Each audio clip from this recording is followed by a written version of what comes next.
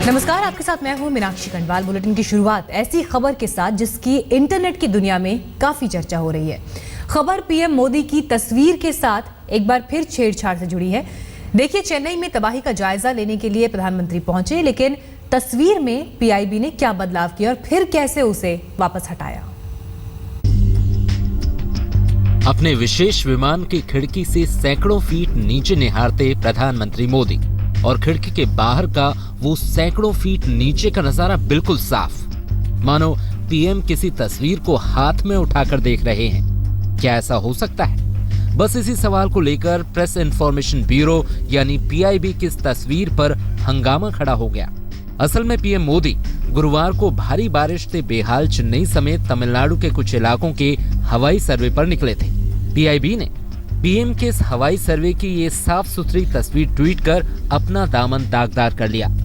Social media पर जैसे ही ये तस्वीर आई, हर किसी ने सवाल किया कि आखिर सैकड़ों फीट ऊंचाई से ली गई ये फोटो इतनी साफ, इतनी क्रिस्टल क्लियर कैसे हो सकती है।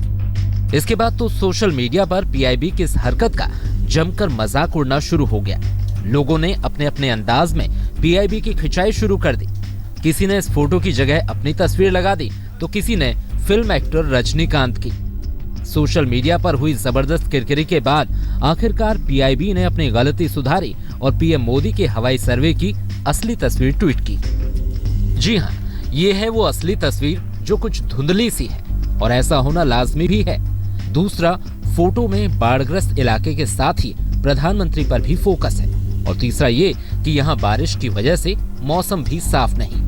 खैर, पीआईबी ने गलती तो सुधार दी, लेकिन जो किरकिरी हो चुकी है उसकी भरपाई तो मुश्किल है। वैसे पीआईबी पहले भी ऐसे विवाद में फंस चुकी है। जब प्रधानमंत्री नरेंद्र मोदी आसियान समिट में जापानी पीएम शिंजो आबे से मिले थे तो तिरंगा उल्टा लगा हुआ था, लेकिन पीआईबी ने अपने अपडेट में तिरंगा सीधा कर दिया था। इसे लेकर भी पीआईबी की खूब किरकिरी हुई थी। सवाल ये है कि पीआईबी का काम पीएम या सरकार से जुड़ी खबरों को उनके सही रूप में देना होता है, तो वो उसमें तोड़ मरोड़ क्यों करती है? अगर कोई खबर राष्ट्रीय अपमान से जुड़ी है तो पीआईबी उसे हटा सकती है, लेकिन उसके साथ छेड़छाड़ क्यों? आज तक ब्यूरो। जहां प्रधानमंत्री की तस्वीर को लेकर विवाद है, तो वहीं चेन्नई के लोगों के लिए मुसीबत खत्म होने का नाम नहीं ले रही। इन सब के बीच आपदा से निपटने के लिए पूरी चेन्नई और वहां के लोग जुटे हुए हैं। राहत टीमों की मदद से जिंदगी पटरी पर लाने की कोशिश की जा रही है। फंसे हुए लोगों को सुरक्षित जगहों पर पहुंचाया जा रहा है। जिन सड़कों पर गाड़ियां दौड़ रही थी, फिलहाल वहां नाव तैरती नजर आ रही हैं, जिसके जरिए लोगों को बचाया जा रहा है। कई इलाकों में प्रभावित लोगों के लिए खाने पीने के इंतजाम भी किए गए हैं। रेलवे भी आज स्पेशल राहत ट्रेन चलाएगा। पुणे पटना से 10 और बचाव टीमें तमिलनाडु पहुंची हैं। इसके साथ ही सेना ने भी अपने राहत बचाव कर्मियों की संख्या बढ़ाई है। राहत की बात एक ये है कि फिलहाल चेन्नई में बारिश रुकी हुई है, लेकिन वहीं दूसरी तरफ मौसम विभाग का यह अलर्ट भी है कि अगले 48 घंटे भी अलर्ट पर रहना होगा, क्योंकि उस दौरान बारिश की संभावना है।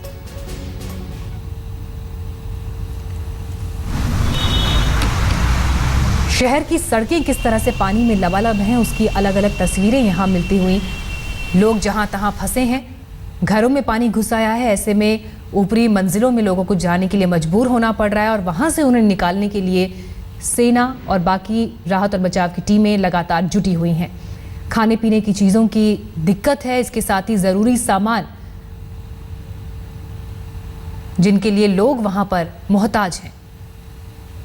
आसरा सिर्फ इसका जब विमानों के जरिए खाने के पैकेट्स लोगों के पास गिराए जा रहे हैं, ज़रूरी सामान पहुंचाया जा रहा है, लेकिन उसकी भी भारी कमी है। हर व्यक्ति तक मदद पहुंचाना एक मुश्किल काम यहाँ पर, क्योंकि कनेक्टिविटी सबसे बड़ी समस्या इस वक्त, चाहे वो रेल यातायात हो, सड़क यातायात हो, हवाई यातायात हो, हर जगह इस मुसीबत का सामना तमिलनाडु और चेन्नई करते हुए।